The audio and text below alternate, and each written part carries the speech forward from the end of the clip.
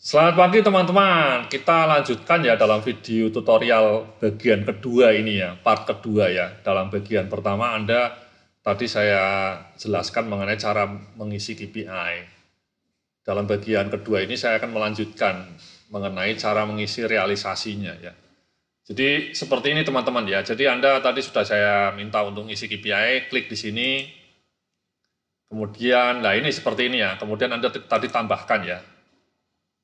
Masuk di sini. Sekali lagi saya sudah ngasih contoh KPI-nya, Anda bisa download. Di dalam presentasi ini saya ngasih PDF-nya ya. Di dalam PDF-nya Anda nanti bisa langsung klik contoh-contoh KPI yang bisa Anda masukkan ke sini. Jadi Anda nggak perlu lagi capek-capek mikirin KPI-nya apa. Jadi saya sudah ngasih contoh KPI untuk 50 jabatan. Termasuk tipe penjumlahannya, tipe KPI-nya seperti apa. Ya. Jadi satuan-satuan KPI-nya juga seperti apa. Anda juga bisa cek di panduannya ya. Di panduan KPI ini Anda bisa klik di sini. Kemudian, nah ini saya sudah ngasih contoh tabel KPI berbagai posisi di sini, atau contoh 50 KPI untuk aplikasi My Kinerja. Ya, Anda bisa klik di sini, nanti Anda bisa melihat contoh KPI untuk 50 jabatan. Ya, 50 jabatan. Contoh KPI untuk 50 jabatan. Anda tinggal masukkan ke sini, ya, pengisian KPI. Ya. Nah, ini contohnya teman-teman ya. Jadi ini Bapak ini contohnya dalam layar yang sudah Anda ini isi ini, sudah lengkap area kinerjanya, ya, ada cukup banyak, kemudian KPI-nya, kemudian saya kasih bobotnya, kemudian targetnya, kemudian satuannya, ya, oke. Nah, langkah berikutnya di dalam video kedua ini saya mau ngasih tahu, kemudian setelah Anda punya KPI seperti ini lengkap, Anda yang paling penting kemudian isi realisasinya. Nah, ini Anda bisa klik di sini, ya, misalnya realisasi tingkat ketepatan waktu rekrutmen, ya, targetnya kan 100% tepat waktu ya, 100% tepat waktu artinya 100% selalu di bawah 45 hari. Nah ini dalam contoh ini ada beberapa kejadian di mana ketepatan waktunya tidak sampai 100%, ada yang telat, ya. Jadi seperti itu teman-teman, diisi, ya, tiap bulan harus diisi nih. Ini kalau tidak diisi ya sayang sekali ya, kan Anda sudah punya aplikasi ya, harus diisi tiap bulan. Ya, contohnya ini. Contoh keduanya misalnya di sini, realisasi akurasi ketepatan waktu. Ya, ini 100 ini artinya tepat waktu semua, tidak ada yang salah. Kalau 90 atau 80 ini artinya masih ada yang kesalahan. Oke. Anda isi seperti itu teman-teman ya. Saya mau ngasih penjelasan. Jadi ini ya teman-teman ya. Jadi Anda harus ngisi realisasinya dengan tertib tiap bulan berdasarkan data faktual yang Anda miliki, jadi bukan berdasarkan perasaan semata ya. Jadi Anda harus isi dengan tertib, teman-teman ya.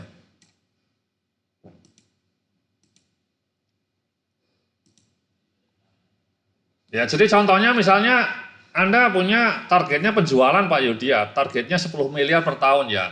Kemudian Anda isikan tiap bulan, Anda isikan realisasinya, misalnya realisasinya 1 miliar, maka Anda isikan saja angka 1 miliar pada aplikasi My Kinerja. Atau misalnya KPI-nya berupa angka, misalnya jumlah komplain, angka produksi bulanan. Maka angka realisasi Anda isikan sesuai angka bulanannya. Misal target KPI adalah jumlah produksi dalam setahun 24.000. Lalu di bulan Januari ada 2.100, Anda isikan 2.100-nya itu. Ya. Anda isikan di kolom di sini 2.100-nya ini. Ya. Nah, contoh lain ini teman-teman ya, ini KPI seperti ini sering terjadi, yakni tingkat ketepatan waktu atau akurasi dan ketepatan waktu melakukan proses pekerjaan. Proses pekerjaannya macam-macam ya. Proses kerjaan keuangan, proses pekerjaan di HRD, proses kerjaan di pembelian, purchasing. Nah, kalau KPI-nya seperti ini, Anda kan targetnya 100 ya. 100% itu maksudnya akurat, 100% akurat, dan 100% tepat waktu.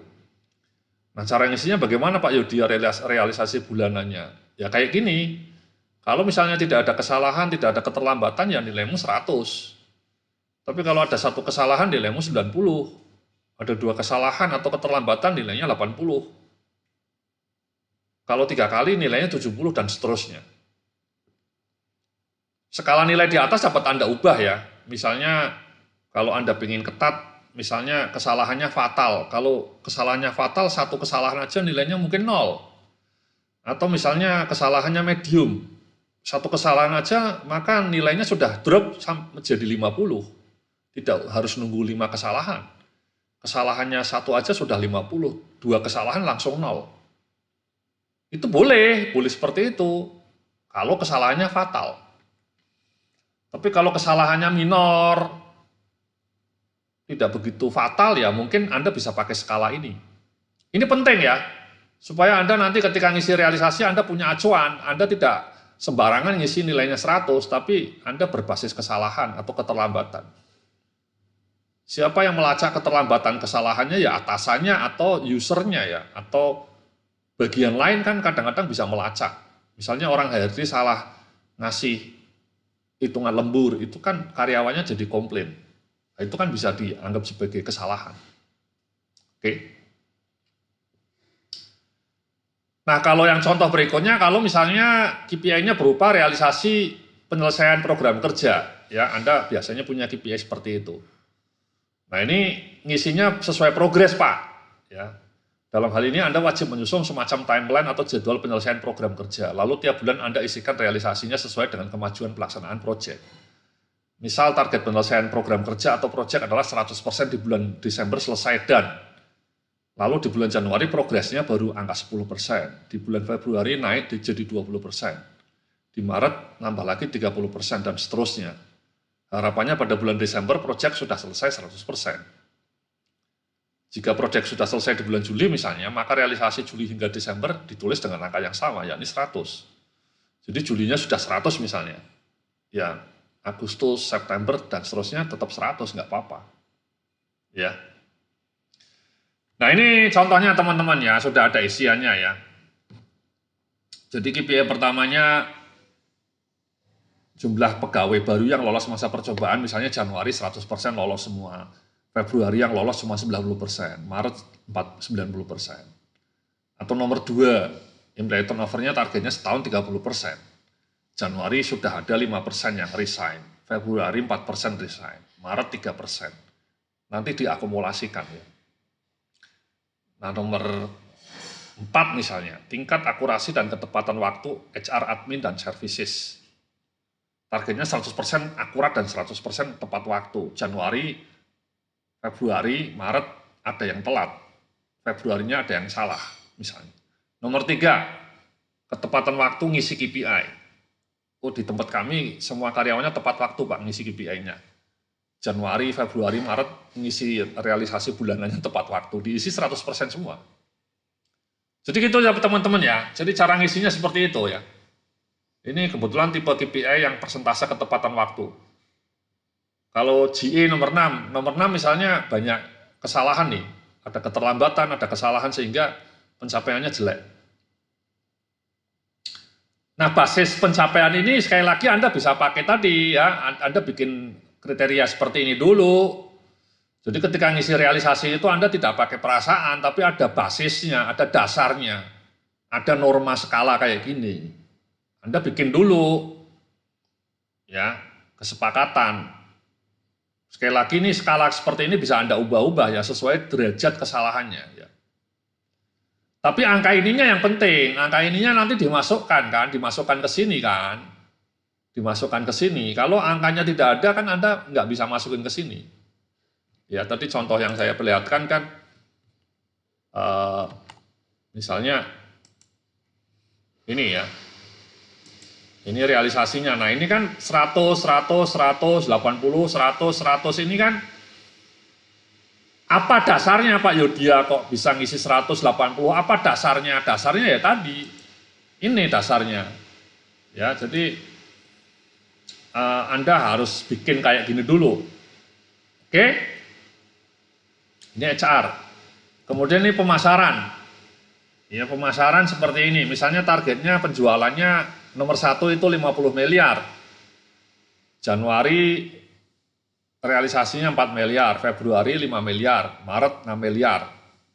Nomor 2, kita punya target Pak Yudhya punya prospek pelanggan 500 prospek.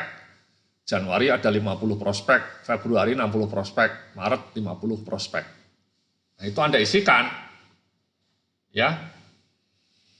Kemudian nanti diakumulasi, itu namanya akumulasi, ya diakumulasikan. Ya. Kemudian kalau skor pelanggannya misalnya di bulan Januari cuma 4,7, Februari 4,8, Maret 4,8. Anda isikan itu. Nah, contoh berikutnya di bagian keuangan misalnya. Targetnya semua 100% tepat waktu dan akurat. Januari sampai Februari Maret tidak ada yang salah Pak, misalnya nomor 1. Good. Yang nomor 2, banyak pelanggan yang bayarnya telat Pak. Ya, di bulan Februari, Maret pelanggannya bayarnya telat. Ya. Atau yang nomor 3, Andanya juga bayar ke suppliernya telat, karena nggak ada uang misalnya. Nah, angka ketepatan waktu keterlambatan ini sekali lagi Anda harus melihat ini, ya. Nah, tolak ukur keterlambatannya dari mana Pak Yudhya? Tolak ukur keterlambatannya ya dari jatuh tempo, atau Anda punya semacam standar sendiri ya, deadline ya, bahwa kerjaan ini deadline-nya sekian, kerjaan ini 1 hari harus selesai, kerjaan ini pembayarannya harus kapan. Keterlambatannya ini mengacu pada timeline yang Anda bikin sendiri, standar waktu yang Anda bikin. Ya, misalnya ini ya, nomor 3 ketepatan waktu.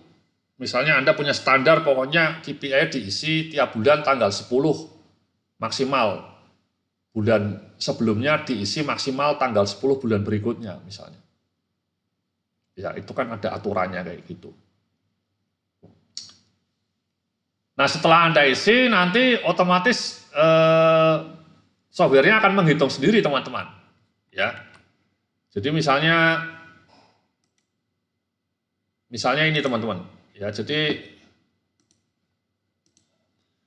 ini semua sudah terisi. Ya, ini saya ngasih contoh sudah terisi semua ini. Ini lengkap, bagus, kayak gini terisi semua. Lalu nanti ditotal sama software-nya mentotal sendiri. Ini total ini pakainya rumus tadi, kalau rata-rata ya di rata-rata. Misalnya yang KPI pertama ini tingkat ketepatan waktu.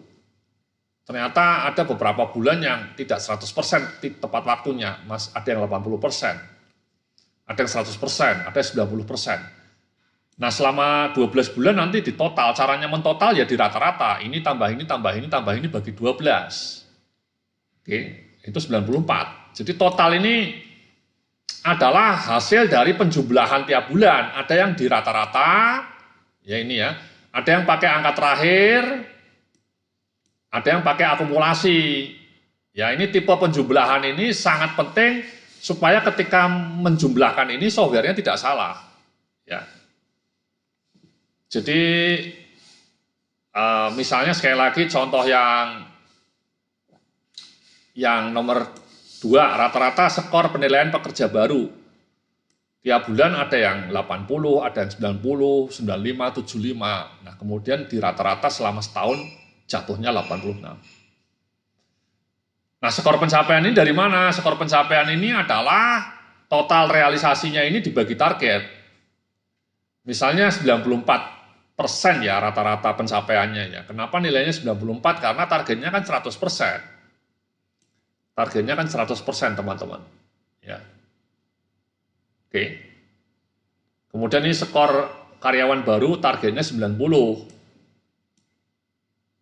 Ternyata realisasinya hanya 86. Jadi pencapaiannya 96. 96 itu 86 dibagi target. 94 ini dari mana? 94% dibagi target.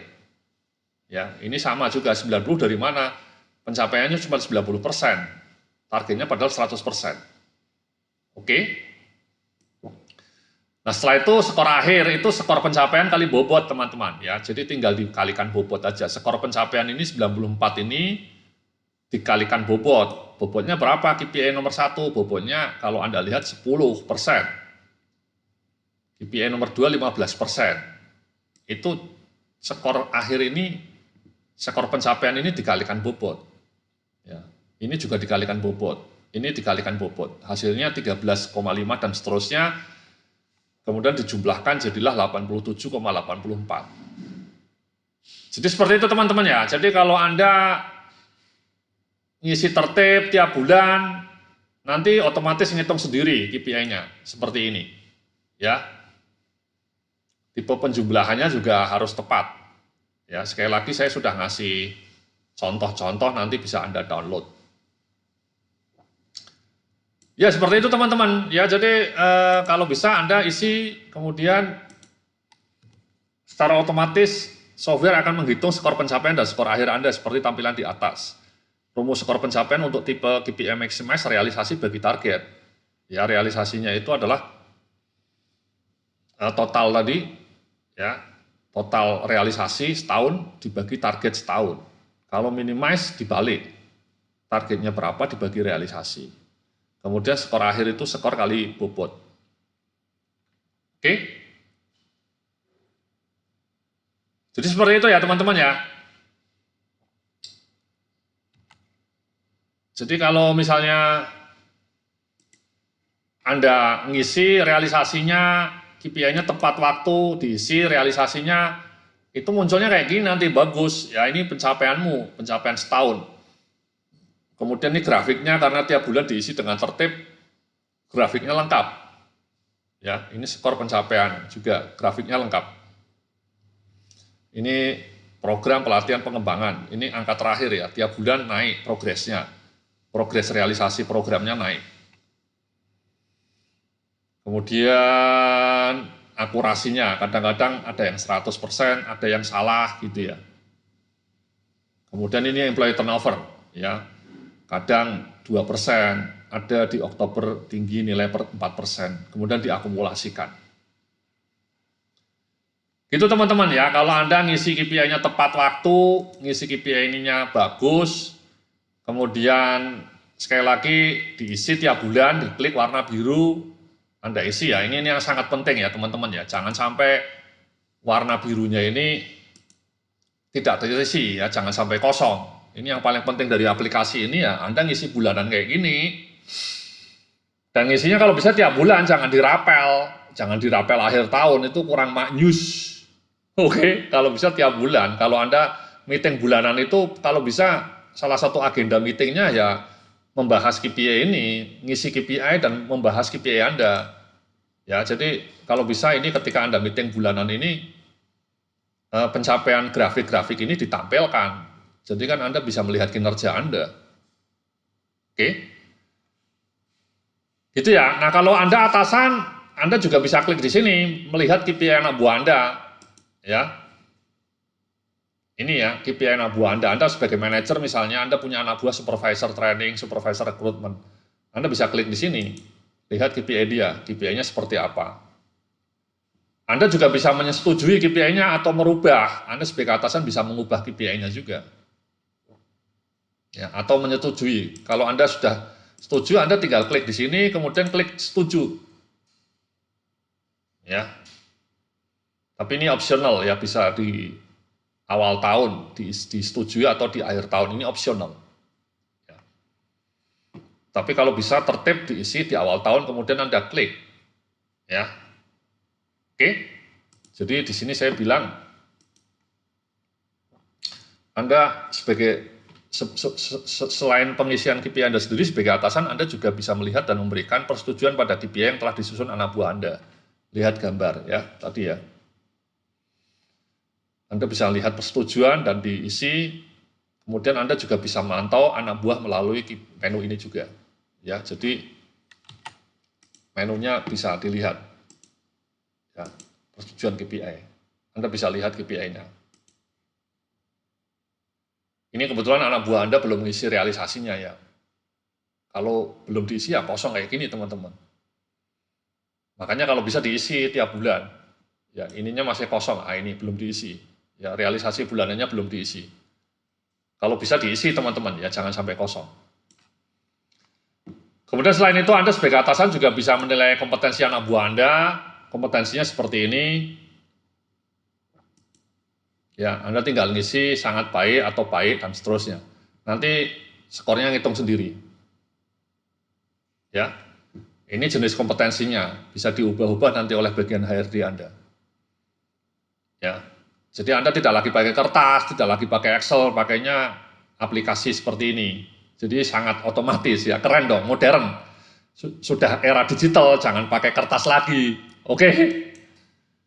Ya jadi seperti itu teman-teman ya. Kemudian kalau Anda mau bikin rencana aktivitas juga Anda bisa klik di sini. Ya, rencana aktivitas Anda ini seperti ini. Ya, Anda bisa tambahkan di sini. Ini semacam to-do list atau action plan Anda. Action plan bulanan, action plan tahunan Anda bisa bikin seperti ini. Oke, sehingga kalau dilihat di dashboardnya nanti muncul seperti ini. Ya, di rencana aktivitas Anda muncul. Ya. Kemudian ini penilaian kompetensi oleh atasan Anda. Ya, ini kalau Anda karyawan, atasan Anda sudah menilai kompetensi Anda, nanti muncul di sini. Ya. Ini gambaran pencapaian skor akhir Anda. Sama ini, sama isinya dengan yang ini. Ya, sama yang ini. Ya, kalau ini dalam bentuk persentasenya. Jadi seperti itu ya teman-teman ya. Terakhir ada menu panduan, sekali lagi Anda bisa klik menu panduan. Kemudian Anda bisa lihat di sini ada videonya, ada contoh KPI tadi saya sudah cerita, ya. Kurang lebih seperti itu teman-teman ya. Jadi mohon Anda sekali lagi diisi pengisiannya, kemudian yang paling penting Anda tiap bulan warna biru ini diisi, ya. Jangan sampai kosong. Oke, kurang lebih seperti itu. Mudah-mudahan apa yang saya sampaikan membantu. Ini videonya juga ada di menu panduan, file presentasinya, file PDF-nya juga ada di menu panduan. Anda bisa download semuanya. Terima kasih, semoga hari Anda menyenangkan dan produktif. Salam sukses penuh keberkahan.